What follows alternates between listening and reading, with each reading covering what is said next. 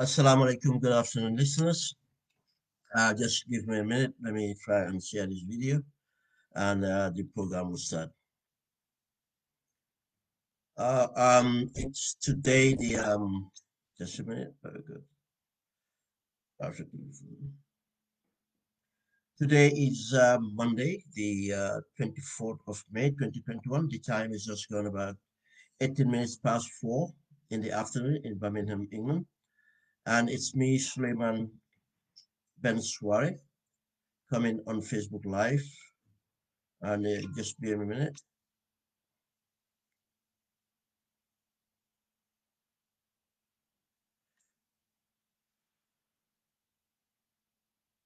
Okay. Thank you.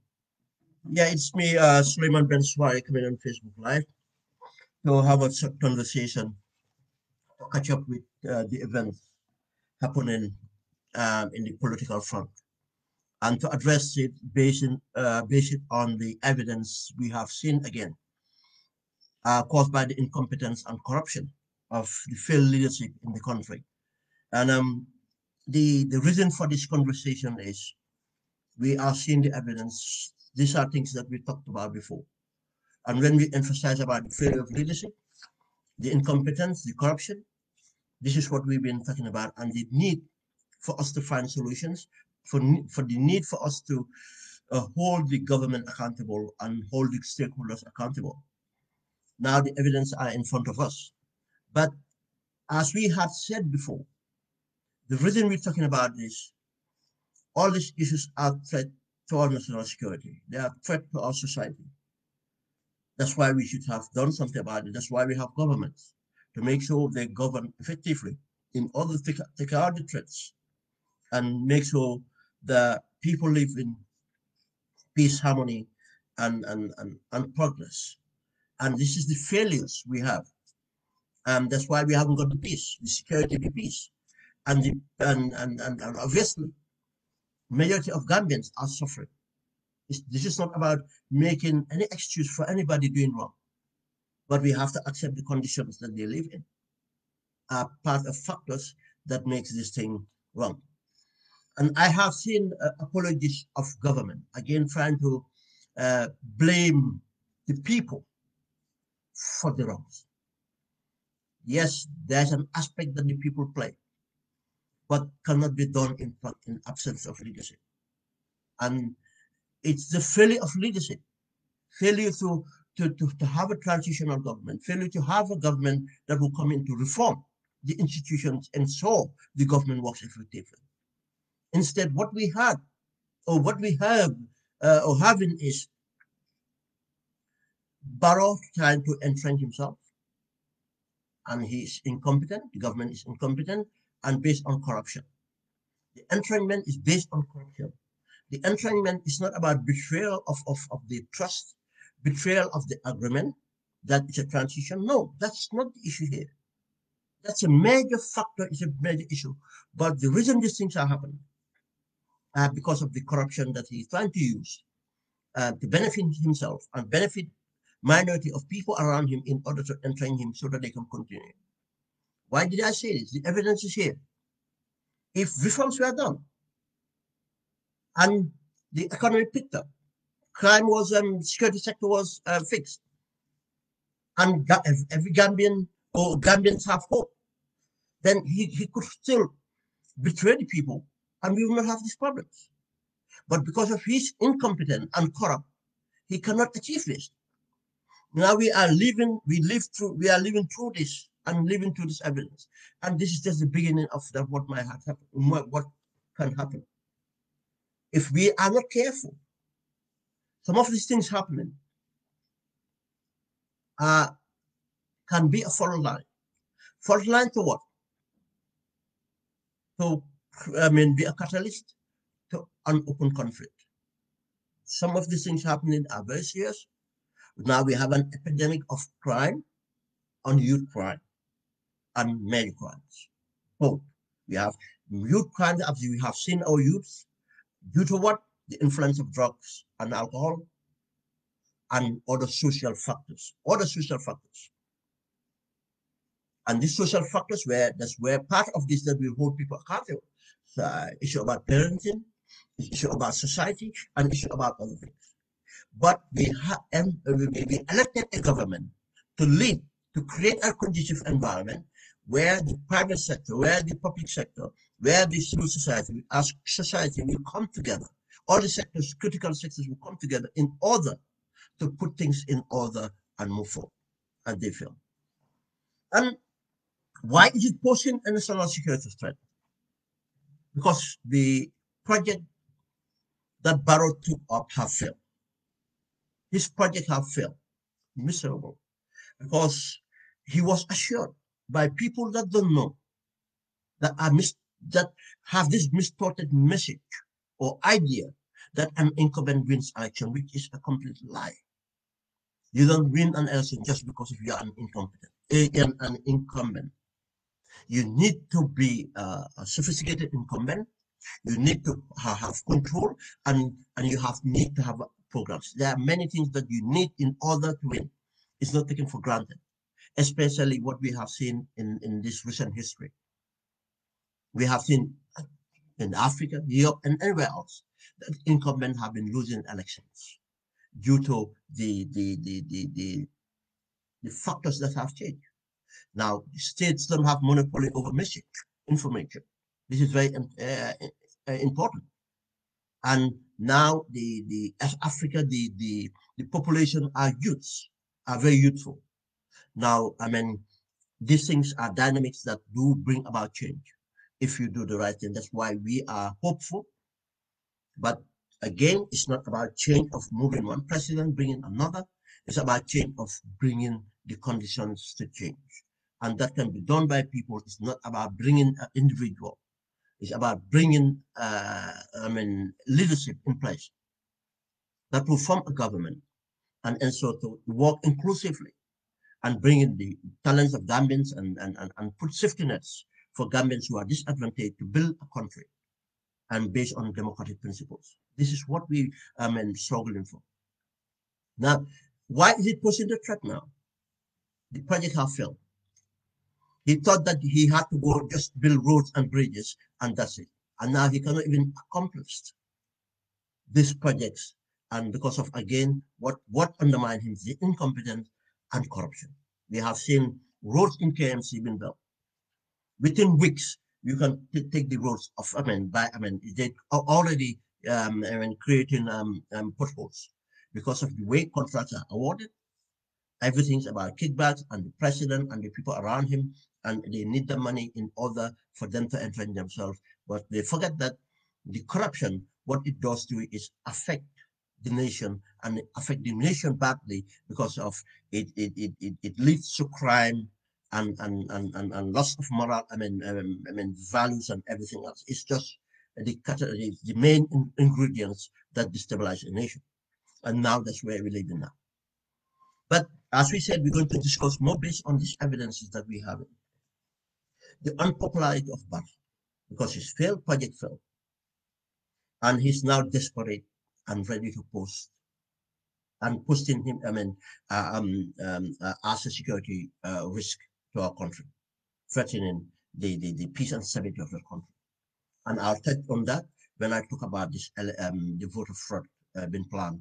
And so far, we are ahead of them in many aspects. Does not mean that nothing would happen. This thing, but we are hopeful. With Gambians, been that's why we advocate for this because it's a Gambian issue. It's not a political party issue. It's to make sure our the integrity of our democracy is maintained, our elections, to make sure Gambians decide who they want them to lead them.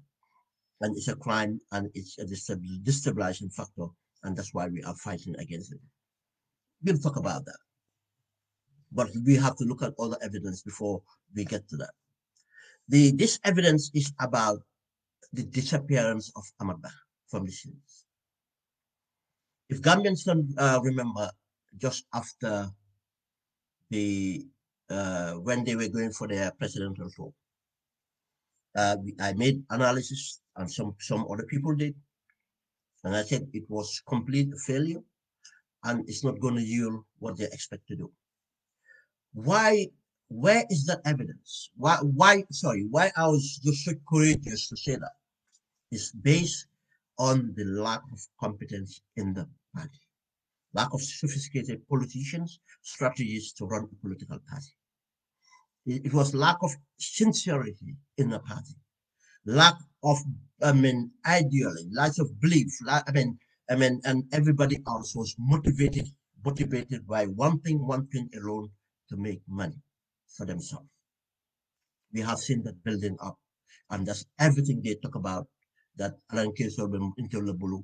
Minyo ame Khalis Bikubuga Teda Suninganyo Kubabane Suninganyo, be it their diaspora supporters, be it the people on the ground.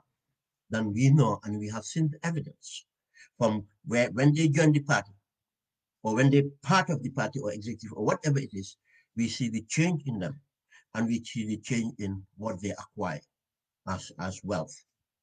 Then that's the motivation, that's all they are. But the Gambians are getting poorer and Gambians are being marginalized, Gambians um, are being polarized. That's the fact, and that's what they work for, and this is the result of what they have done.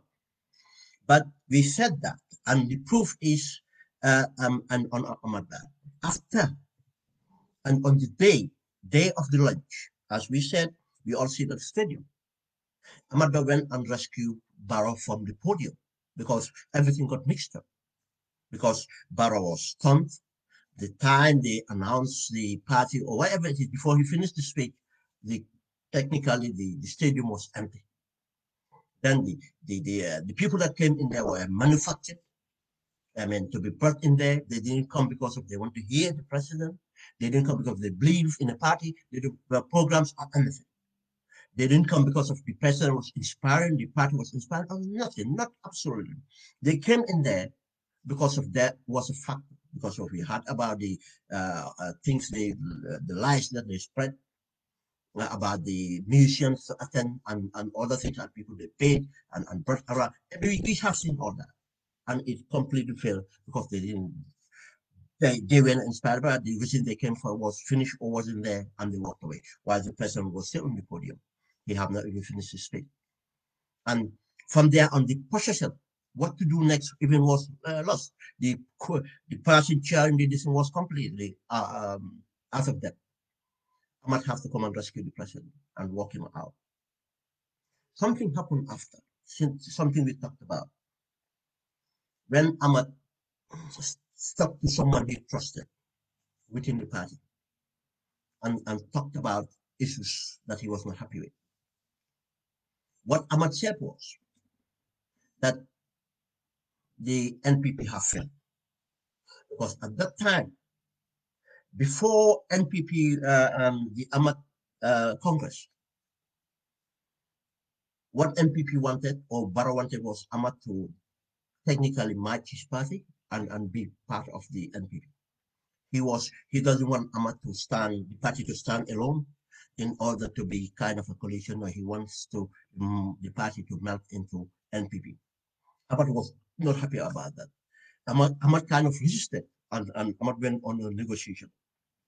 And what Ahmad was negotiating was to be promoted to be the vice president, but again, to have the preview of the minister of tourism or to select from his party. That means someone he can control to be the tourism minister. That was his condition of merging the party to the NPP. This thing, they were negotiating on that. Then the bombshell came when Ahmad went on and said these things. But something happened again before the Ahmad leaked tape. The infighting came out. We all see that evidently. This is when the lunch failed and now they're trying to blame each other. You have about 3 to 4 factions within the NPP because it's made of interest groups. It's not made from a grassroots, was not built from a grassroots or anything. It's a party of interest groups. That every political party have been formed one way or the other. Like UDP came about with the merger of the old political parties, PPP, NCP, and others, and technically with other people to build.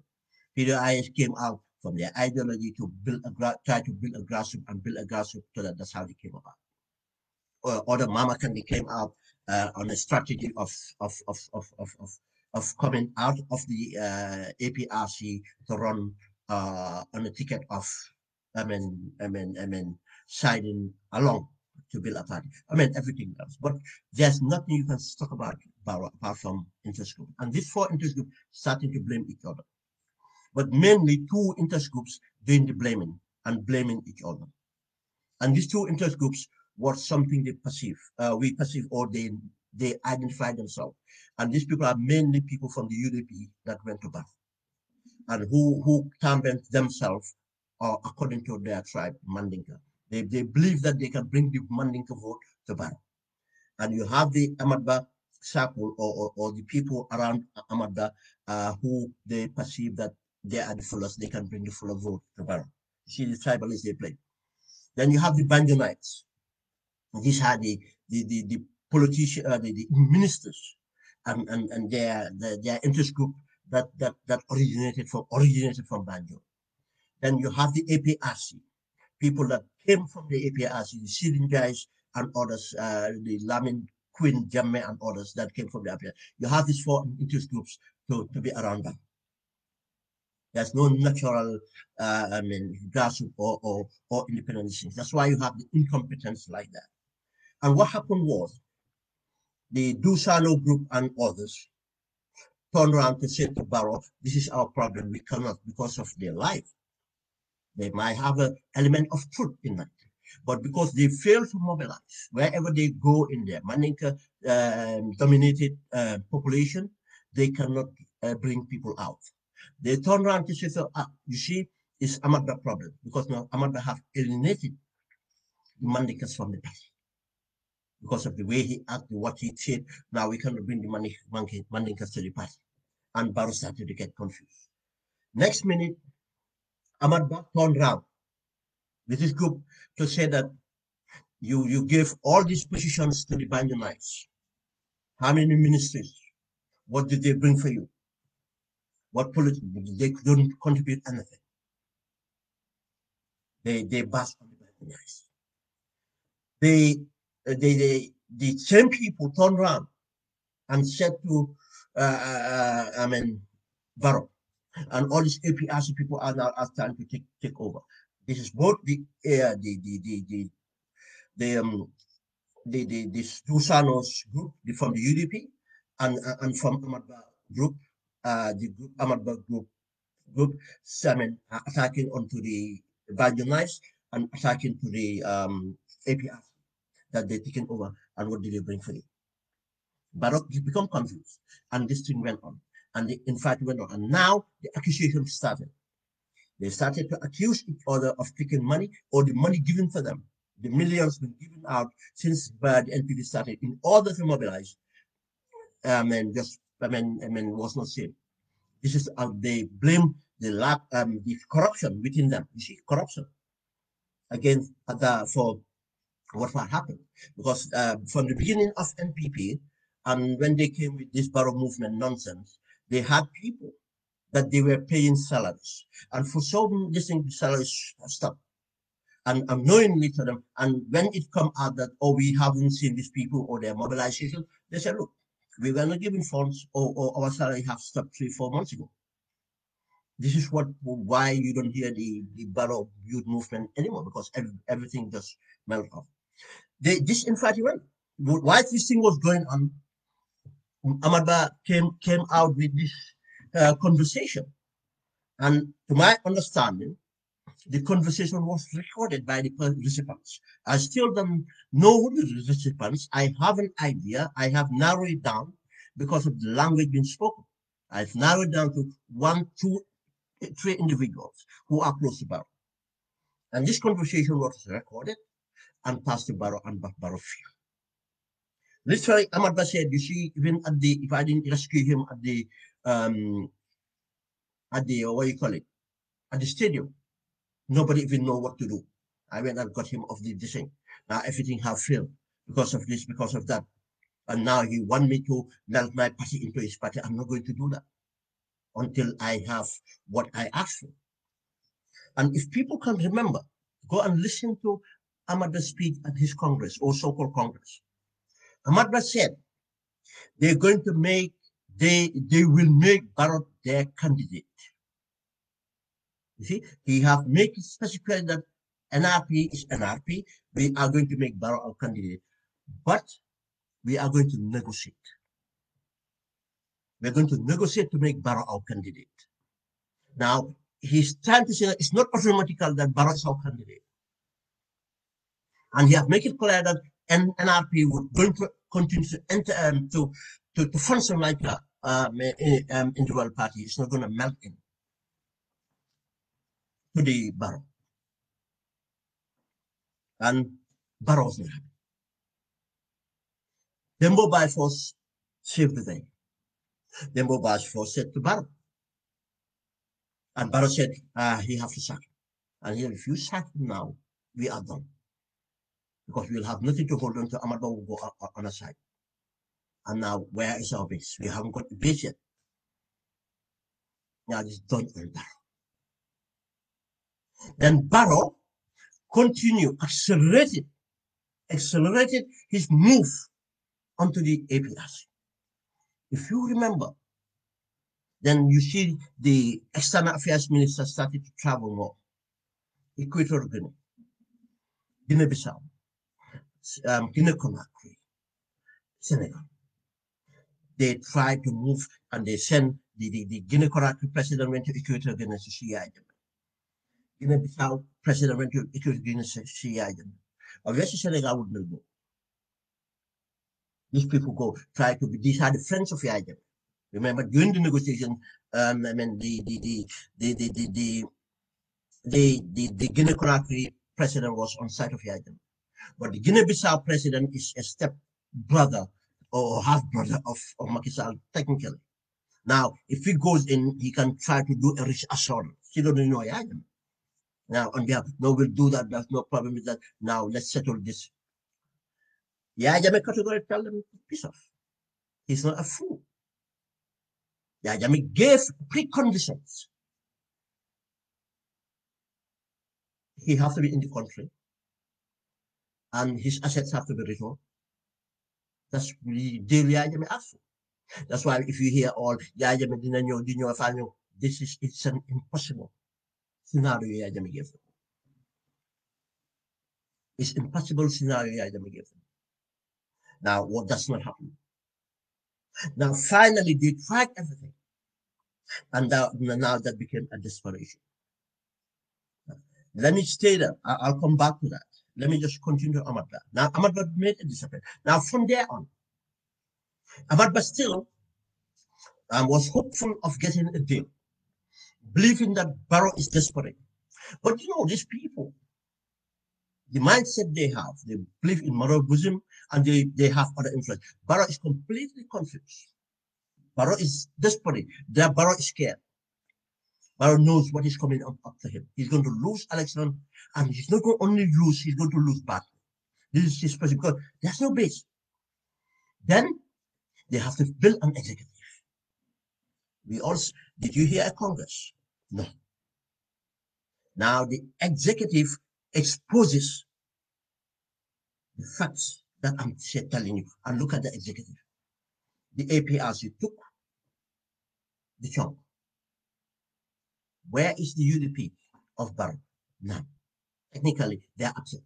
Do Sano coming out with that nonsense and other people nonsense? Where are the Banjo Knights? None. Where are the Banjo Knights? None. Where is the European, technically, non Iban 7? Another position you look at, the position of deputy leader is left vacant. This is to give possibility. Barrow was also just leave it, try to reason with Ahmad Ba. It's left vacant for Ahmad Ba. It's left vacant for Ahmad Ba. Now, Aisha Tutue is young, technically, to put her within the structures, but to say she's not the deputy leader. The position is just left vacant for Ahmad Ba. But now, Ahmad Ba is furious because there's a link about the $200 million COVID funds to be for the sector. That link came from State House. Ahmad Ba knew that. Ahmad Ba knew now feel that they are attacking. If you see the demeanor of Ahmad Ba, since the lunch, Ahmad Ba started to melt. Ahmad Ba started to show restraint. When they had the meeting in Banjul, I think it was 2 people came out to insult the UDP. Ahmad Ba hold them back. Because Ahmad Ba now is trying to look for a fence to sit on. He's looking for a fence to sit on.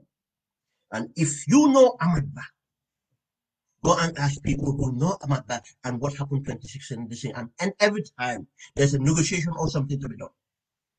Ahmad Ba would be very calculative and Ahmad Ba would read through and position him. And one way Ahmad Ba does that is absent. He will always be outside the country, to be held accountable on that, and he can take this. He have this thing have come. Ahmad Ba has not been had. Ahmad Ba has not been seen most of the cases. They're still negotiating, in my work, but I don't see it working. Now, obviously, the government have nothing to do with the hearing going on at the House of Parliament. The government have nothing to do with that. That was in the process because the people filed this a few months ago. And it's was processed and it came out. Now it's coming at a bad place for Ahmad Ba.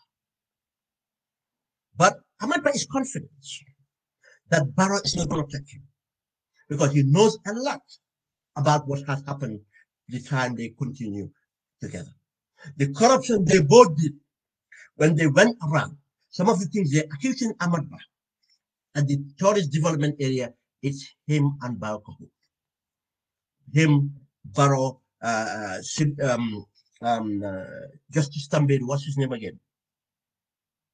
Bar Tambedu and others, they have properties there. They demarcated. their interest group created and other people. Ahmad Ba is confident about that. They don't going to take him on that. If they take him on that, Ahmad Ba is going to holler. And we know that Barrow have never gone onto anybody accused of corruption, because all those people accused of corruption, Barrow have an interest. Be the Free States, be anywhere else, Barrow have an interest, and he's been taking a kickback. Now, this situation ensured, and these are the proofs that the party is completely destabilized. They are not popular. Barrow is not popular, and he have other challenges. And we have seen the evidence on wherever. If Barrow did not leave State House, and if he leaves State House, you don't see a natural crowd. You don't see natural admirers. Yaya Jammeh, you like him or not, we have to be factual. He had natural admirers there and still have natural admirers. Barrow had never had natural admirers. Anybody who admire Barrow is because of this. He have to be mobilized for this. We have seen him go out, and that's all he has. Apart from Barrow, there's no individual influential in the NPP that have gone out to organize a meeting anywhere in the country. They're back here and have any good reception. They have seen their own evidence. They put the pictures out. The meeting they had in Kilsuri. We have seen the evidence. Look at the empty chairs. Look at the amount of children in there. And most of these people, children, mostly coerced or the other people that came in. How many people were there? And you see the lack of influence they have. He is struggling. But this pose to it poses a risk to our national security, because now Barrow is desperate to do anything, and it's for us to make sure that didn't happen. I'll get to that. Then the transaction with APRC, as I said, the transaction of the APRC, I said this year before, that Barrow would never have the APRC, because Yaya Jammeh is the only person who can give you the APRC, and Yaya Jammeh will never give him the APRC for many factors. Many factors. Let's go fact one. There are things within the powers of Barrow or his will. Let's hear his will. There are other wills outside Barrow influence. Barrow cannot influence. The international dimension, Barrow cannot do anything about that. Barrow cannot do anything about international dimensions. There are international dimensions because there are crimes associated to Yaya, and those crimes have international dimensions. That's why Yaya Jammeh choose to go to Equatorial Guinea, non-signatory, and country that can resist pressure a little bit. But all depends on the political will of the Gambia. If we had the political will, we can force Yaya Jammeh wherever we want, because that's how politics work. But the international dimension of crimes of different magnitudes, crime against humanity, because there are many definitions of crime against humanity, international crimes, and most of this has happened in the Gambia under Yaya Jammeh's watch.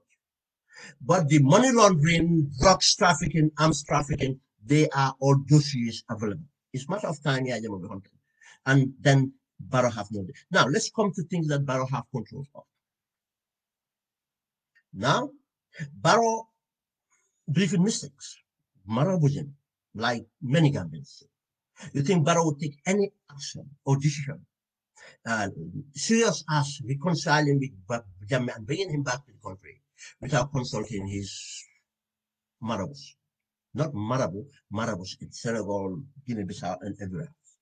And if you take a poll, and because most of his marabouts are nothing, but use bad psychology on playing on people, most of them are. If you take a poll of 5 marabouts, Barrow to give them a listihar, you think what will come out? What is listihar in a sense? And most of the listihar is what? It's influenced by your mind. The question asked, they will come out to say, no, the time is not ready. The time is not yet. Most of them will. Barrow himself will not be comfortable to have Yaya Jammeh, and they would advise him not to have Yaya Jammeh with him in the country. Another thing, people around Barrow, would not want Yaya Jammeh in the country. They will ask him to negotiate or different just to have the support of Yaya Jammeh to take the votes, but not to have Yaya Jammeh and the conditions. No, they're scared of Yaya Jammeh. They don't want that. Then if these are the things, and they that tells you that Barrow cannot, as right now, what it will take for Barrow to satisfy the demands of Yaya Jammeh is impossible. Because remember, some of these properties, or most of the properties, have been illegally been dispossessed. Now, if Barrow has to do that, Barrow has to find compensation to Yaya Jammeh. He cannot go back to get the properties itself. But how much compensation would Barrow get? Have to acquire and justify that or whatever, and to give it to Yaya Jammeh? It's impossible. And then the security nightmare of having Yaya Jammeh in the country. Where is Yaya Jammeh going to live? Where are you going to say? These are all things that are very difficult to take decisions on. It's not today and it's not tomorrow. Yaya Jammeh is not coming. Let all those people, and also some of those people going out predicting or giving you dates are lying. They're using the APRC to advance their interests for this. That's what they're doing for Barrow. Just as if you want money now and you are already in the NPP, they give you money because most of them now, they are not having money. They are not having money from Barrow. The money given to them first when they joined this thing, now it's disappeared. Now the Barrow is not giving money to most of these people now. What they do, they go to Gambian businesses, giving them impression, just as it used to happen during Yaya Jammeh, that this thing so that I'll get Barrow support or facilitate things. That's what they're doing around. They're going around begging, technically going to offices, begging permanent secretaries, begging managing directors, financial things to be in favor, that as if they are an insurance company. This is this situation. They cannot. Now, the thing about the APRC, that's why those people now, what they do is they will leave the Barrows camp and go and join the UDP or something. After a few days, these people will run because of it. For them, any individual, none of these people have left NPP and to say that this is my followers. The evidence that I have rallied my people from Badibu or Nyomi or Bakau or Banjo or where or by Kafo or whatever you call them. This is the people. No, they come as individuals. And next minute, they run back and they take it. Do you think they just decided to go? No, they're lying. It's a strategy so that they create attention. And NPP don't want the bad news. They do pay anything for bad news and get them back. You think that's a party? Now, to bring it to your argument, the same thing is happening here. There are people going out there using the capitals of APRC as a capital to put our stake, going around on their platforms to say that Yajami is going to come before Ramadan. I don't want to name it. It's just silly. All this silly. They are just looking for ways to get in there. And now they're acting, and you can see their game have changed. Now they're acting as they are doing the transaction between NPP and Yajami. Now they're acting, people like subsidies are acting as negotiators. Now, what they did is they won the confidence of APRC followers. This is not Yajami. I know Yajami personally before he became Yajami as a president. Personally, we interact. I know how he thinks. Some of these people, I will be very doubtful. Probably they might have messages going through someone to Yajami. Yajami will never trust them. Yajami know them. They are both liars. They imagine things and they talk about it. Now they fool this APRC supporters, believing that they believe in this thing. They will go out, insult anybody, say anything, which they don't mean, because they are flip-floppers. They would, anybody in government, they would join. Or anybody like to form government, they would join. They don't care. All they're looking for is a job, jobs or backhanders. Some of them don't want even a job. They just want the flow of money coming through them, acting as consultants. This is what they, now, these people are doing that, telling Yaya is coming, this. But there's another group of people that Yaya made or believe or put them in a ladder of social mobility. Some people that become something because of Yaya enabled them to be that, paid for their scholarships or something, created this thing or promoted it, and they became this. And they still, they're not loyal to Yaya. They're not loyal to APRC. It's a lie. They're using APRC themselves. Now you have the executive, 28-man person executive, whatever you call it. Majority of them are taking money from bank. And now it's coming clear. And when I said this here, we all know the negotiation. We all know when it happened, when it started. This is the same reason. The idea pushed Emeba out because Emeba was trying to do the same thing, trying to use the APRC as a negotiating tool to settle in, to go in. And the idea detected that early and just get him off. Now these people are doing the same thing, but in the mix that they are negotiating for Yajame and the Yajame, they cannot. No, they're negotiating for Barrow how to do this thing. Now it's come to time to show their hands. They cannot bring the APRC. What they can do, they can leave the APRC as executive members, and they go, and I'll tell you, they don't have any portion of the APRC they can go with. What they can go with is their families, and some of them even cannot convince their entire family to go because some of them, their families are more loyal or cannot stand to be seen with any other political party, or they cannot be seen with UDP or Barrow. Some of them are like because of the way they feel about the idea. It's a natural thing to them. I don't know how to explain that. They'll never join them. They'll never join them. They might vote for another party or just give up, but they will never join Barrow or join the UDP. Now, an extra of Barrow is because they see Barrow and Macky Sall as one. And they despise Macky Sall because for them, it was not the Gambian people that took Barrow out. It's Macky Sall that took Barrow out. Sorry, it's not Gambian people that took Yajame out. It's Macky Sall who took Yajame out. They had despised Macky Sall. And the presence of the Senegalese troops in Canada and in Fonyi have this, to anger lots of them. And now that's because of Barrow's, Barrow's doing. And the seizures of Jammeh's properties, they have to be with Barrow.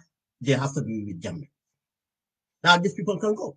But there's another group too, who are not part of the executive, but who are levels, another level of the executive, who perceive themselves as elites or former elites or whatever it is, or wannabe elites, or Yajame could have made them an elite, or a Yajame system would have ensured that they're socially mobile to get to an elite status.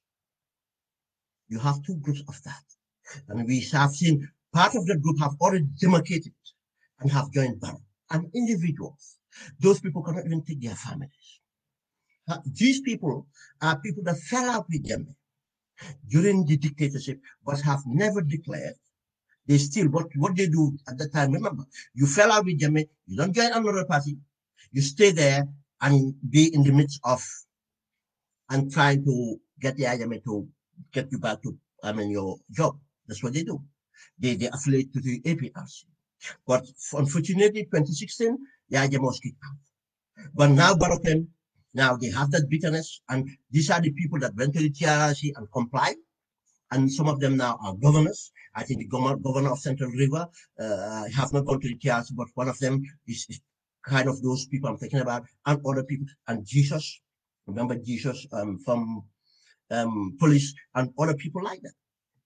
But they cannot even influence their family to be NPP. Provide their wife and kids would. But I mean family, the cardinal. They can't because they have their independence. They have not have influence to do that. But there are these other people that are not. When Yaya left, they are not in favor. They have lost the jobs or they lost the sponsorship, and some of them were here in the diaspora, some of them are in the diaspora saying they're supporting APRC. They're not. They're supporting Yaya, they're not. And some of them will say that because of their Jola, they're standing together. It's not true. If they were standing together as Jola, Yaya should be their first enemy. Because what Yaya did to Jolas, nobody has ever done that to Jola apart from in history when people fought. Not in recent African Gambian history. We have seen the evidence. How many people we've been called that is disappeared from the people? How many land was taken of Foni? Did they turn that land to develop Foni? No. What was developed? What was developed? Kanilai, his homestead and his this thing, up to the building underground or garage with air conditions and everything. It wasn't Foni. But they lost their elite status. And some of those people already, we have seen non-evidence. They're talking to NPP. Now, they are going to abandon. It's a matter of time. They are looking for a cause to abandon. And the others might follow. But some might hold back. They might realize that, because some of them might hold back because they are holding into something, but some of these people are so desperate. They want to work. They want to work. They want other things they might go to about. These are things that push Barrow now. Barrow doesn't have the APRC. He's not going to the APRC. And I said this. I made my calculus. The APRC vote will hemorrhage at 40,000. I don't have time to explain this again, but I did the calculus based on past cycle of elections and identifying where the votes came out from and what those votes represent. And the percentage is about 40%.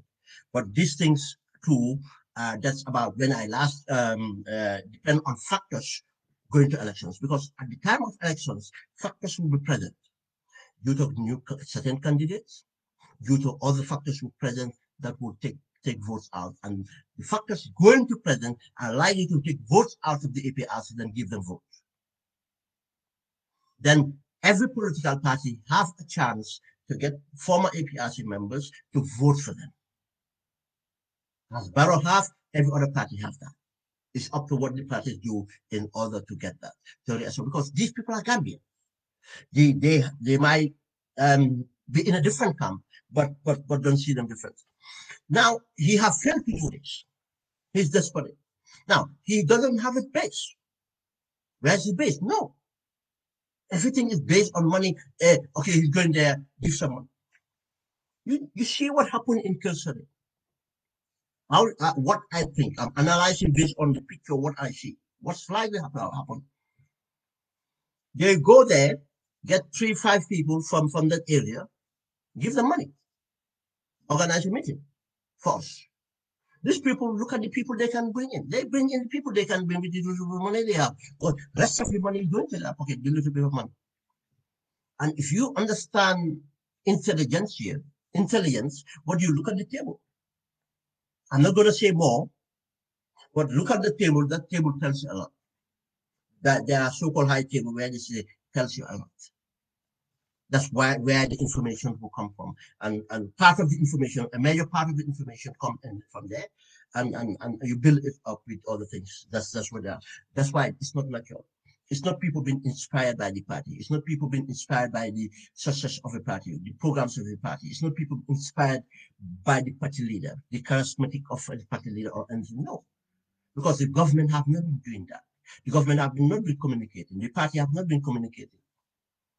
And the conditions in the country are so desperate that people cannot see themselves or even have themselves time to rally behind Barrow. What they would do, in fact, is likely to rally against Barrow because they can identify that their condition is caused by Barrow. That's why in politics, one thing you try to achieve as the incumbent is to say that you are better off today than yesterday. And if you look at the election campaign for Macky Sall, they put the stats. Rice was this amount, now is this. Sugar was this amount, now is this. Oil was this amount, now is this. Do that for Gambia. And see, it goes against power. Now, that's why in opposition, what you do is to give hope that tomorrow will be better. But for the incumbent is to tell us that we are better off today and tomorrow will be better. Because the opposition don't have the responsibility for today. They are not the one in government. But I have that problem. Now, this desperation, the lack of these things, what have we done? One thing left with Barrow is voter fraud. We told you these were kind of things that Barrow, and unfortunately for Barrow. And I'll tell Gambian this. Why do I have Why do I have a passion for voter fraud? I took time, energy, resources to look into this, to investigate this. Use my experience, my expertise, and it cost a lot. But down the line, other people joined in to start to stop this undermining of our democracy.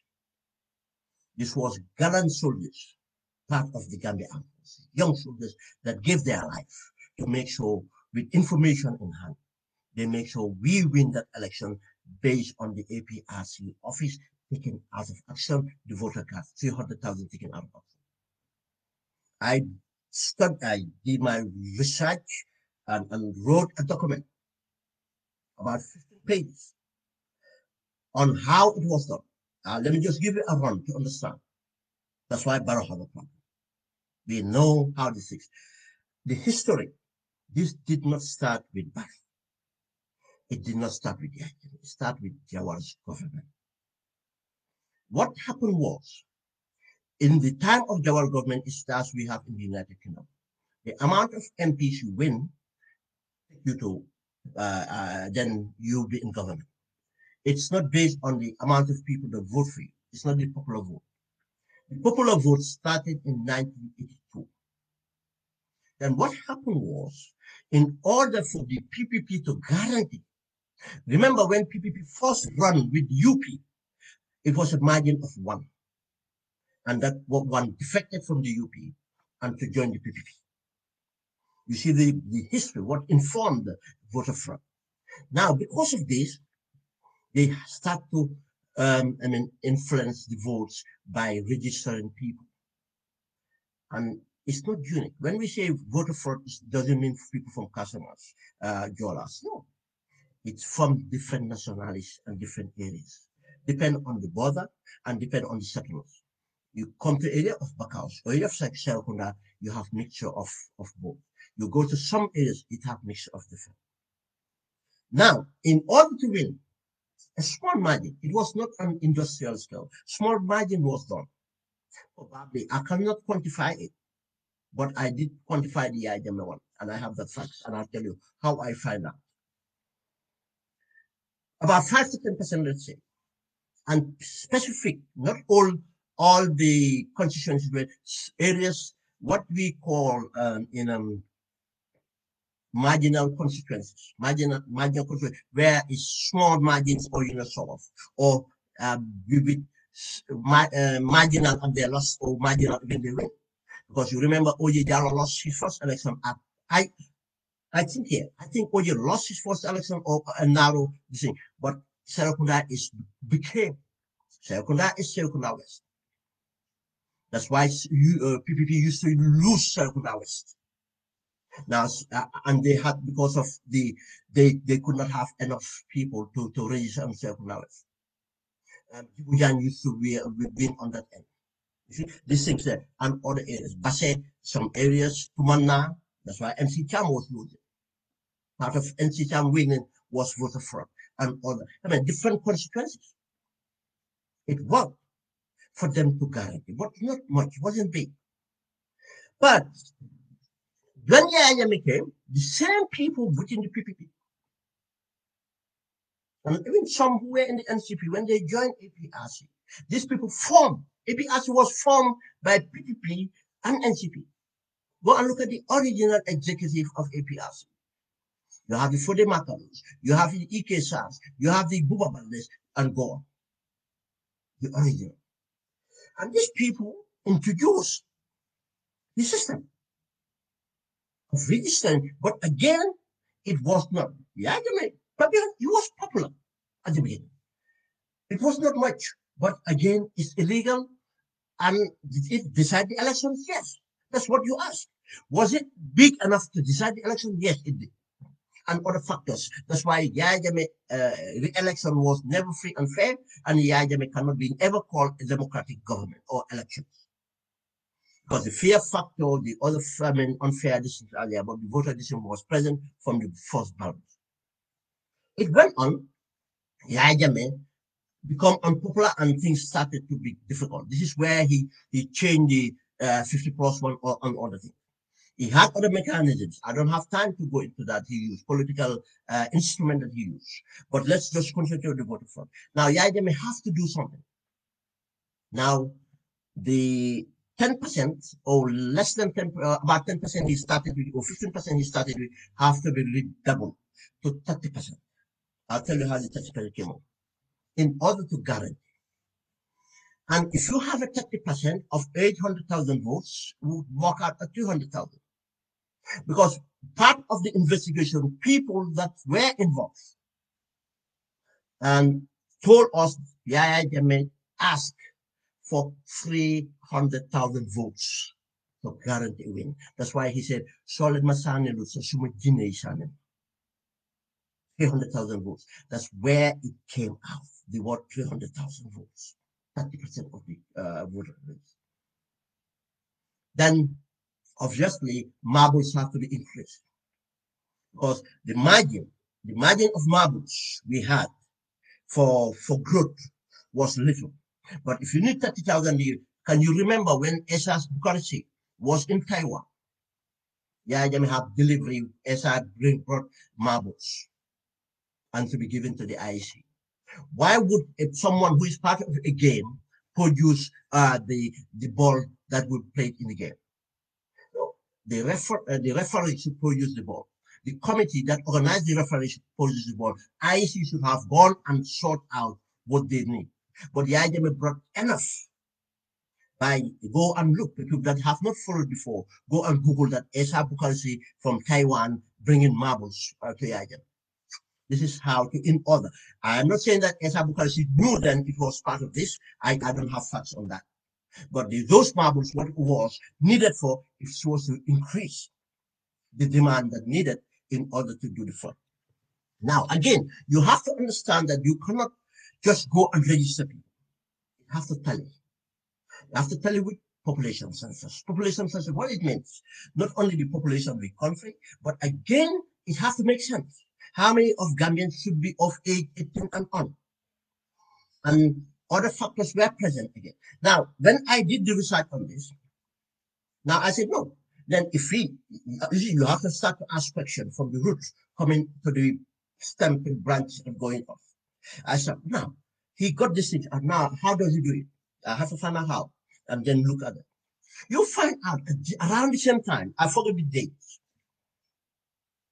Yahya Jammeh did 3 things or 4. One was to make sure the Bureau of Central Statistics, he purged the Bureau of Central Statistics, remove people and brought his own people. Now he will have his statistical data the way he wants it. Since Yahya Jammeh took that place has not been himself. The Gambia population census is distorted. Yahya Jammeh distorted it in many ways. I'm not going to get into certain details because they are, I don't know whether these people know it or not. I'm not going to let it out.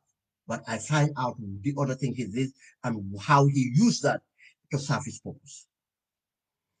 Population census, national statistics. The other thing was to purge the APRC itself. Buba Valdez and everybody was stripped out. All the old people that came, people that have sophistication, people that could have resisted or do otherwise, he took them out. For the Makalos and everybody out. Who did he bring? And look at that composition of that executive. Bakshaw, Colley, Chairman Colley, and name them. They have no sophistication. They have nothing. All you do is Yahya Jammeh wants anything they come. Then there's another mechanism he built. I'm not going to name the name of that mechanism, but what that means, He built loyalists into the immigration, loyalists into the police, loyalists into the customs, loyalists into areas that would enable him to do things. He purged the chiefs, he purged the alcalos in order to bring in people that would do what he wants. Another thing he did was purge the IEC. People robots, Trevor Johnson, people that would resist were purged. That's why the others allowed. And another factor that was present was the fear factor. Not that people don't know it's happening. And the IEC were fearful. We know IEC people who are honest will tell you. They took part. They were taken to homes of alcalos, of chiefs. They were taken to barracks. They were taken to environment that they are not supposed to be and registered. Attestation was just prepared. This was the mechanism. Then you have a mechanism of housing. These people were housed in government properties, were housed in schools, were housed in colleges, were housed in barracks, were housed in police stations and party militants. We understand everything, how it works. Some of it, we don't even say here because some of these things, Yaya will hold onto himself. Yaya will structure that for himself. We don't want to let it out. But some of these people have seen. Then Ghana have a problem. People like us, we have this thing and we are not going to sit back. And why we did that was not only to stop Yaya stealing elections, so to integrity of our decision. It's not against Yaya, it's to improve our system. And we will continue to improve that system to the best of our ability. And if we get that out, the country will be better off. This is how you build a nation. Now, Barrow is desperate and trying to get into this, and we are ahead of him. We understand how it works, the mechanism and everything. And now we continue. He tried few things. He tried to do a naturalization process with the immigration. He wanted to demand for immigration to even do, open up an office to process it somewhere. No. We got in there and we're not going to say what we did to hold them accountable. And now we are monitoring if any numbers change.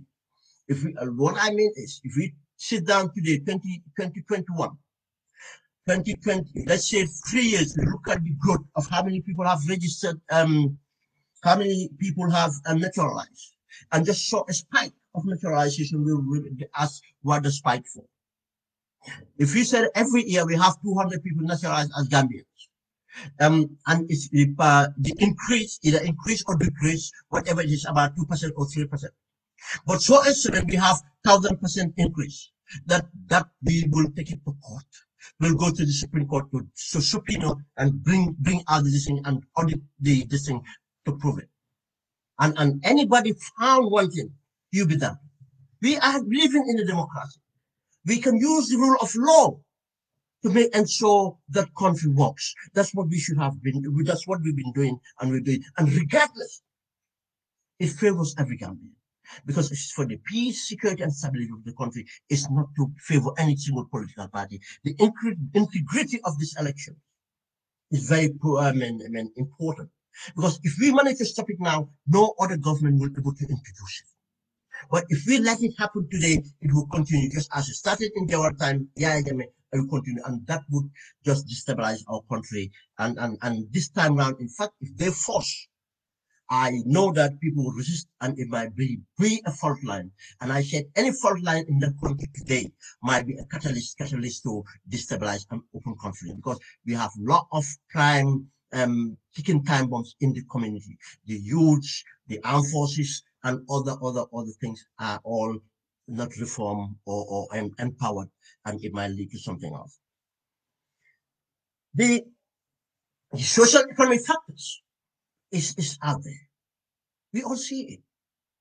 What have we invested in the youth? Can anybody tell me one initiative this government have introduced? One. If you come after the time of disaster, after the time of problems, you introduce programs. When we had the First Republic, we had the drought.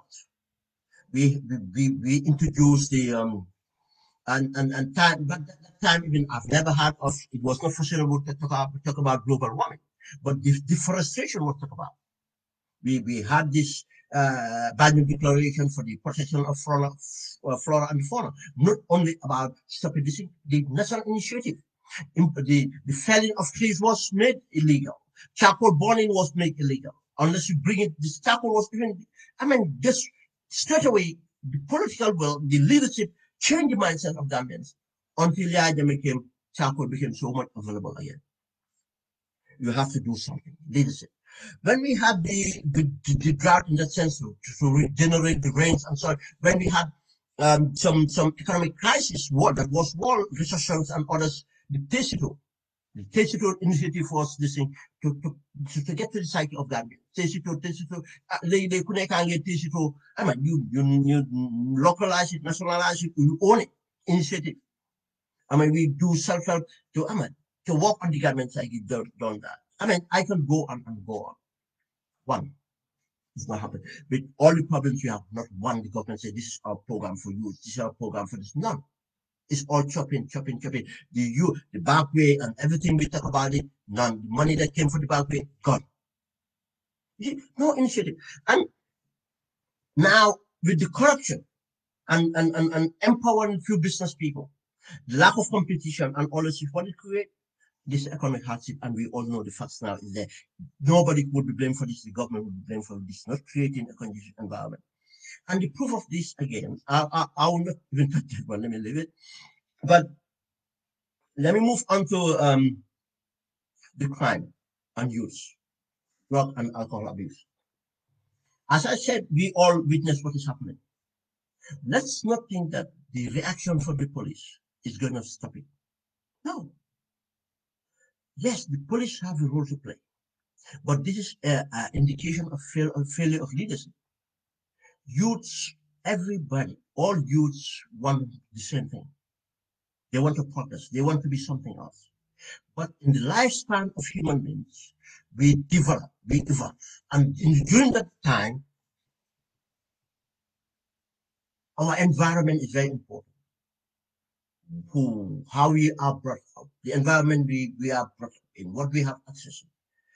This government have not looked at any problems coming from the dictatorship of now. We had this pressure of, amount of youth coming out from universities, coming out from high schools, dropping out from schools and everything. One initiative, tell me, that this government have to intercept that.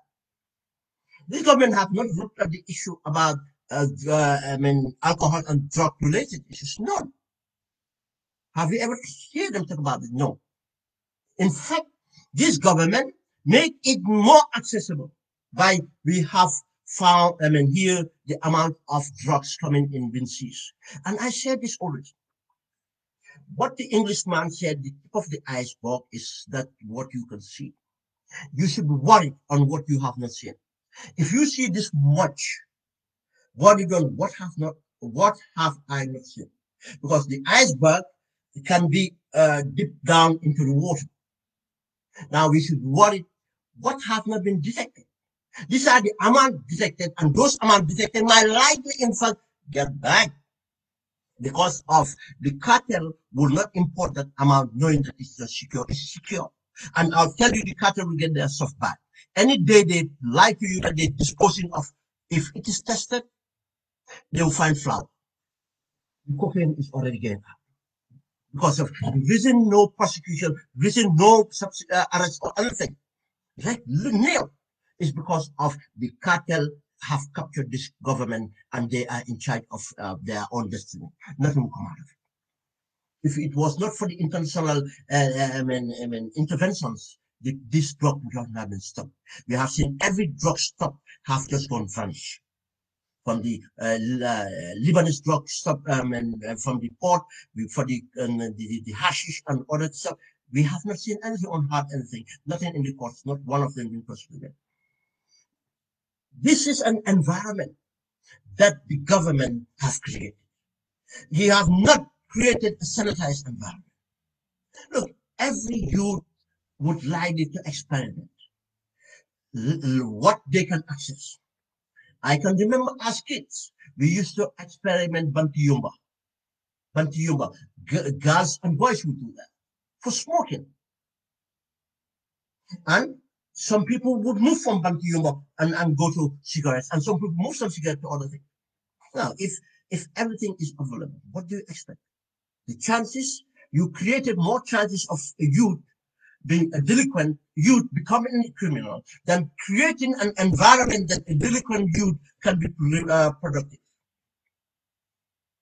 And again, we have to understand, and even in developing countries, in developed countries, people that live in America will tell you opioids. You call it opioids or opioid or how you pronounce it. But these are drugs that are used to treat people for certain things, but they'll be abused. You see, fake drugs or synthetic drugs are very dangerous because, in a sense, they can be legal if you have a prescription. That's why they call them prescription drugs. And Gambia, we know that it's lax. Prescription doesn't exist, especially if these drugs have been smuggled as a contraband. This is what we call legal high. Legal high, and there is a lot of legal high in the country now. Gambia, we never have this. We had cocaine, we had the Thai gamba, we had alcohol, but we had never had an epidemic like this. But now it's not the jamba that is bringing this. It's the opioids, the synthetic drugs. Some of them are morphine. Some of them are codeine. Some of them are other things we don't even know. Some of them are ecstasy. And we seen the evidence of that again. Can I a consignment of it coming from the Gambia and this government trying to put a cover over it as well? Saying that it doesn't, and we know for fact we have seen the evidence. This is coming from the Gambia. The registration plate number, and Senegal would not make that mistake. Now, the youths become a victim. And being a victim, they end up committing crimes. We have to look at their victimhood first and committing crimes. Now we expect the police to deal with this and solve this problem. It's not going to happen. They need leadership because police have a role to play and they need to be empowered to play that role. Society has a role to play. Private sector has a role to play. Society, as civil society, or what you call it. Private sector has a role to play. But you have a government that will come with policies to bring this together. You have to have a policy framework that enables, that encourages, policy framework that discourage drug consumption, discourage, and there should be early intervention. There should be a preventative measure. There should be an early intervention, and there should be a treatment course. And there should be, then you will look at the other side of rehabilitation, then we look at the other side of the criminal justice system. Now, these things should happen. Did anything like this happen? Have the president come out? And people are saying, why do you feel president? I saw someone wrote something very smart. And I remember what he wrote. He said that, yes, it's not the president's responsibility to go and check the hospitals. They said the Minister of Health is in charge. It's not the president's responsibility to go to the schools if there's a problem. There's a Minister of Schools. It's not the president's responsibility to go and look at the environment. There's a Minister of Environment. But he said, why does the president always go and look at road projects and bridge projects? For people, that's a very smart of putting it. Why the president always go out there to look at bridge projects and road projects? Because that's why I said he believes that build roads and bridges and I'll win election. Yaya Medida. No. Yaya inherited a better environment from the PPP. And Yaya rode on that capital, be it the civil service, be it the society, be it every capital. And Yaya came at a time when we did have a global epidemic. Yaya came at a time when there was economic boom to the extent of the great nations or the G8 and other nations started to give debt forgiveness and other things. Yeah, there became a time when the economics in the West were growing and oil price was high. What does that mean? Gambian migrants become part of the social, the contributing to the social economic capital, enriching the country. Yeah, Jama was the fortunate. Yes, you have some of those factors still on. Gambian diasporas are still doing that much. But you have recessions been this in pandemic and other things, and society is completely crumbled. Institutions have gone, and everything you need to rebuild, you can't. You don't have the competency, and you are absolutely corrupt, deliberately corrupt. It's not matter of fault or anything. Constructively corrupt. This is the problem. Now, these things do not happen. The president need to come out and address the nation. The minister of interior need to come out and business. The minister of health need to come out and address the social welfare. It's a social welfare issue as well. The minister of youth need to come out. You have a minister of youth thinking that it's only sports that is for the youth. What about youth violence? What about youth violence? Yeah, it's convenient to go and mobilize the youths. And I hope government youths will be switching now to get them to vote for you or anything else. It comes to their welfare. Where youths are disadvantaged, what have you done? Absolutely not. It's a failure of leadership, and the government have to be held accountable. The things that society should do, society cannot just get away and enable it. That's why I say preventative measures should happen. A legislative framework should be developed. It's still illegal in Gambia for me to send my 10-year-old to go and buy cigarettes, 10-year-old to go and buy my beer. But you can say the parent, but again, why didn't we have a legislation to discourage youths having access? Now I can run a venue. Who would look at the license of that venue? Who gets into that venue? What goes in that venue? None. A legislative framework should be done to preventative measures should happen to discourage and prevent. A legislative said if you have a license and this thing go on in your license, you'll be held responsible. And all these things will help. Is part of what helps. Then there should be an enabling to encourage private sector to invest in the youth, private sector to employ the youth, private sector to train the youth as apprenticeship, private sector to put in amenities within disadvantaged backgrounds to make sure youths have access to sports venue and not football alone. Some of us have two left feet. We will not play football. Some of us need to play basket. Some of us need to play tennis. Some of us do need to play other things. And it also builds the social capitals. It gives the youth, it will give the youth a sanitized environment to grow. It helps their physical and mental well-being. And in some of them might excel. And they will come and contribute in the national development by becoming a pro golfer, a world tennis player, world football player, premiership, world basketball player. And if you have 10 of them, 10 of each, what does that mean for the country? And we can have more boxers. Why can't we have building boxing rings in the neighborhoods? Why can't we have basketball courts in the neighborhoods? And government don't have to do everything. If you said it's not only government, but government put a legislation, a policy that encourage. Is it a tax break? Whatever it is, for their social responsibilities to be put in there. We have to do that. And not be tax deductible. All these things needed to be done. No.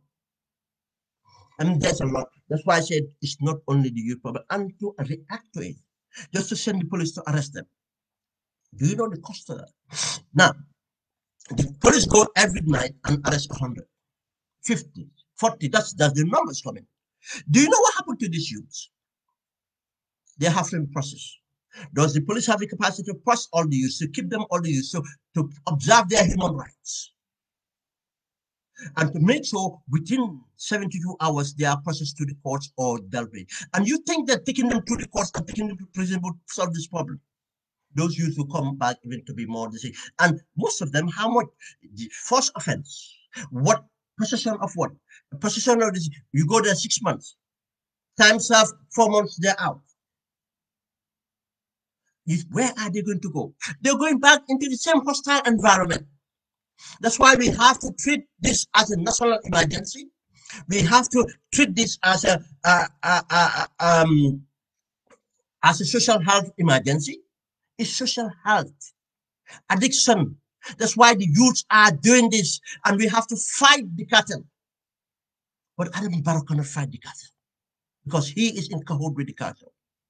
The cartel are the people giving them money, and part of all the money he corruptly take from kickbacks. He rely on the cartel to mobilize for him.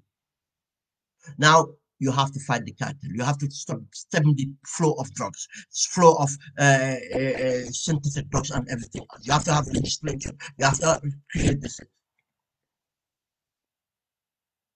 These are all things that need policy, leadership, and this is failing. I will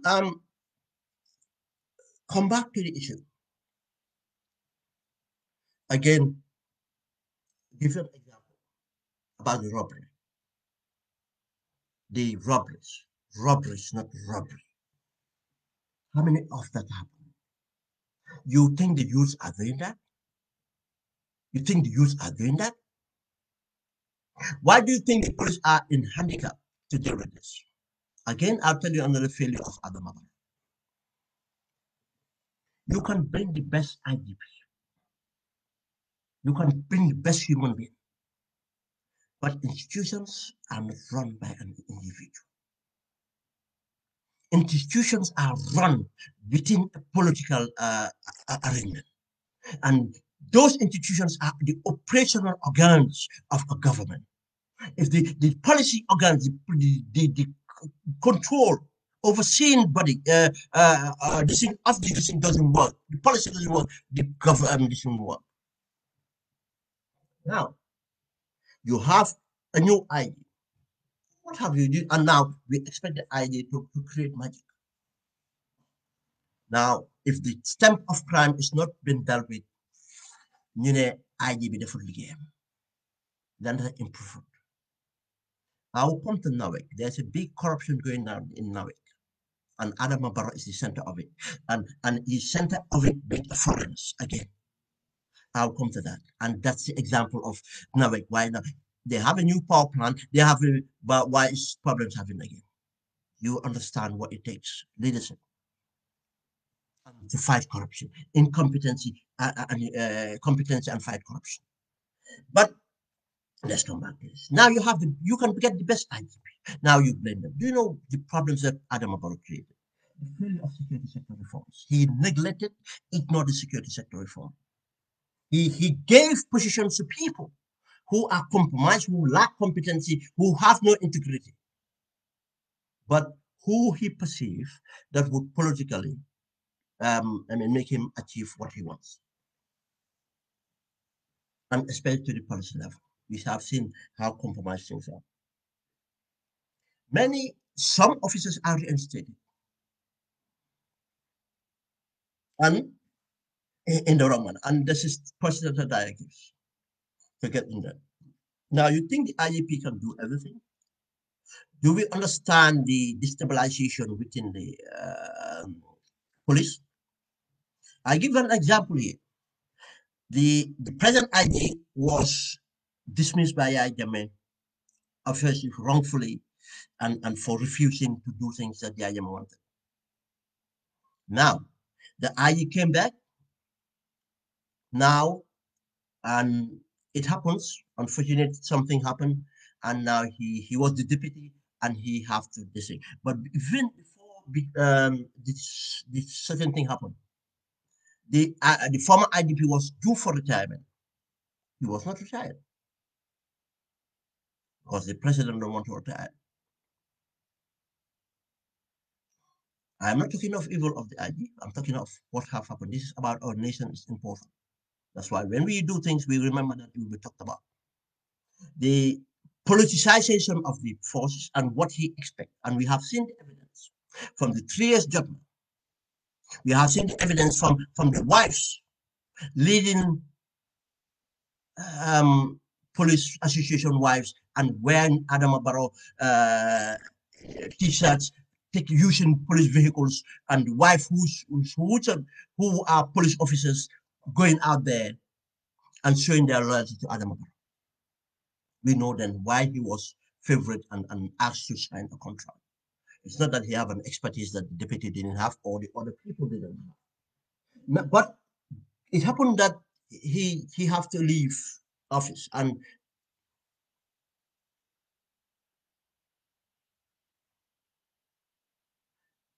so he got I think, yeah. It happened that he have to leave office. And now we all know the press. Now it was politicized. Now the appointment become politicized because now the issues become Adama Barrow. The reason he extended the tenure of the IG is because of suspicious or whatever it is that this IG would be not will not do things that he wants. And what that means is he's not going to look after Adam Barrow's interest, but probably he's going to look at his interest or Adam Barrow perceive. I'm not saying this happened, that perceive that he might support the opposition, which is UDP. This was we all know that this was the thing going on. And the pressure built up, and Adam Barrow has to appoint him. He become, I mean, subdued. He appointed him. What did Adam Barrow do next? He appointed a deputy without following the natural order of bringing the most senior officers who are there who are competent to act as deputy, and naturally he could have been deputy. He went and brought Mocho who has or been catalyst for the dismissal of the IG before. Now you bring a loggerhead. Now, what do you think is going to happen there? I'm not saying right now Mocho is doing anything wrong. I have no evidence to that. What is likely to happen? You think these people work amicable? You think other people were instead competing?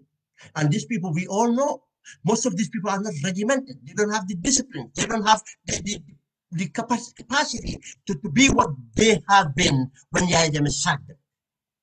Yahya Jammeh promoted them to the level they became. People like Jesus.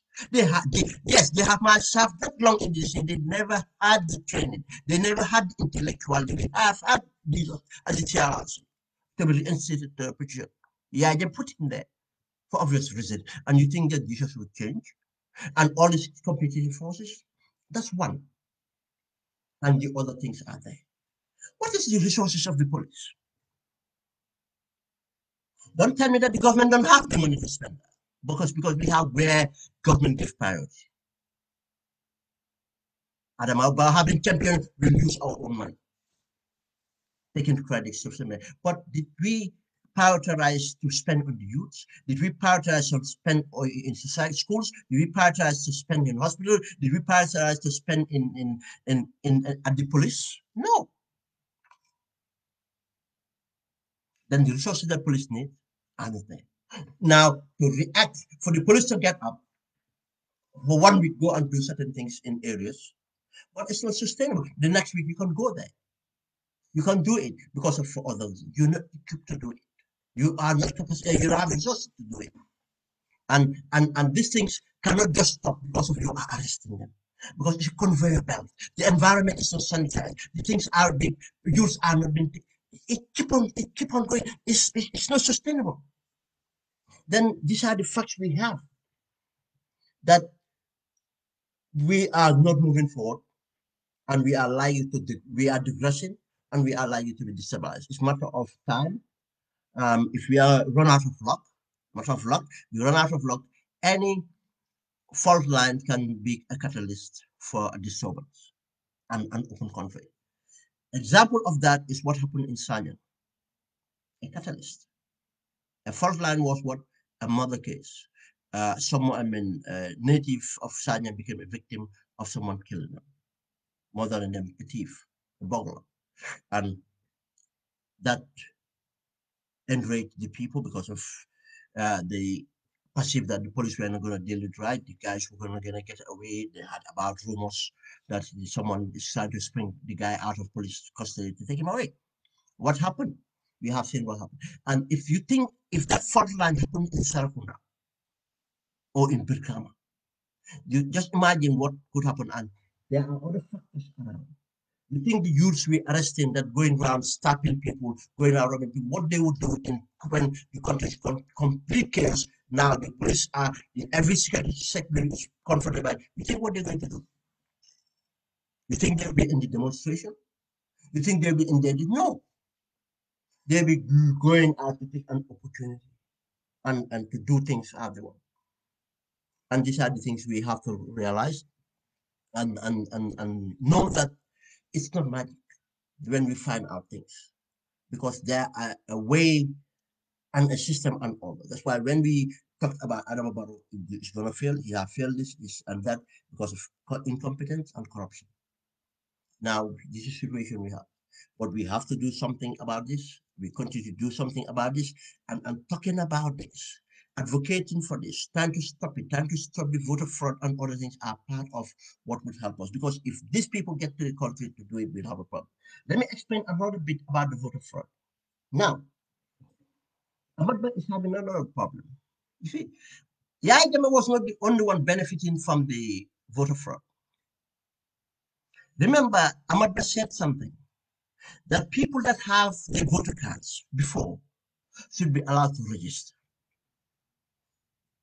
Now, that's why when people think that they can doubt us, we talk on evidence. We know what's happening. Do you know why that happened? Many people that come around that area, many people that come around from that area, from that part of Senegal, other people travel. They used to get other people travel from Guinea, other people to travel from Mali, other people from Guinea-Bissau. It was the attestation. They get attestation and they get the voter card and they go away. Time election, they just be driven into the country and they vote and they go back. Kungel and other areas. Now, the dilemma now is because the lucky for Gambia now, everybody has to register. Now, these people have to register. Now, their own voter card are not good for them. You see, unfortunate Adam Abaris. You see, if it was a normal elections that we don't have to re-register, because every 10 years we have to re-register, they would just come in and vote. They have the voter card. But all voter cards are not relevant, they are not of use to anybody. They have to register. Now, this is the part, that's why they want the attestation. Now, let me just explain the breaking news I talked about voters coming from Senegal, Guinea-Conakry, Guinea-Bissau. As I explained, because what we done before with the idea, study everything and know it, we continue to look at the right places. We continue to have a system built in to look at this in immigration, in the foreign affairs, in the Center Bureau of Central Statistics, and at the President's Office, at the NAF Center, and others within the NPP, and we listen. We will listen out for things that are happening because these things you can know about them in many ways, and they've been talking. We heard about them then in the name from Kungel. Ahmad used to benefit a lot from that. Yes, Yahya Jammeh was doing it, but a lot of people, Kungel and others, have empathy with Ahmad. Yes, Ahmad used to go in there to get the leaders of councils and others to talk to them, to appease to them, to let them come, then them vote for him. And he was winning elections. There was this election, in fact, I think it's the last one before 2016. Yahya Jammeh was so pissed off when he found out Ahmad was beneficiary. That's why Ahmad was not losing. And the guy is uh, Mannafi Sanyang. was assigned to trace the certain people coming from certain areas, and he was stopping those people and taking their cards from them because he identified that Ahmad Bah have special relationship with these people and now taking their card from them. Now, Barrow is unfortunate on that. Now, this is what happened. When we find about these things and we work on it, there's a lot of things we know. We don't bring everything we know. Or we hold it and at time we bring it at the time that we suitable because we need to disrupt what is happening. When they failed trying to win over the APRC and everything, now they concentrated on stealing the election. The Minister of External Affairs, Tanga, traveled to Guinea-Bissau, traveled to Guinea-Conakry, traveled to Senegal. You see, he went and spoke to the government. In Senegal, let me put this clear, it's not the government that is responsible for this. In Guinea-Conakry, it's not the government that's responsible. No. To visit the country, obviously he is a decoy. The other thing is there are people, business people, business interests, and people, part of the government political party that they work with. I cannot guarantee they have blessing from the president, but likely they might have blessing from the president because these people are influential politicians. There's the people that make sure the president, Macky Sall or Conde or Bissau, they win the elections. They work for them. Now they work with these people to mobilize, to bring them. There's something I'm going to say. People might think, oh, what did she say about that place? We live that. We know what's going on. We have, just a minute, let me open the door.